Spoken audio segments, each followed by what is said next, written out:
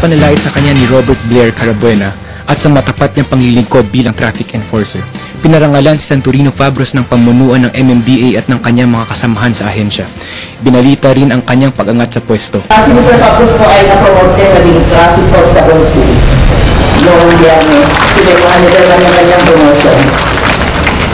Nakatanggap rin si Fabros ng 5,000 pisong gantimpala mula kay Congresswoman Teresa Bonoan David. Sa simpleng seremonya na ginanap sa MMDA, humingi si Chairman Francis Tolentino ng ilang sandali para sa namayapang DILG Secretary Jesse Robredo. Maraming din tayo ng taimtim na dalangin para kay Secretary Jesse Robredo, naging nakatulong natin. Kasama natin doon sa Metro Manila Council meeting ng Mercoles at lagi na nakadang tumulong sa ating ahensya. Siya po ay tumawag din sa akin o nag-text sa akin ng Webes at hinihiling ko ano parang gusto ko may tutulong niya kay Sandy Fabros, lalo-lalo na yung nanakit sa kanya na mayroong baril.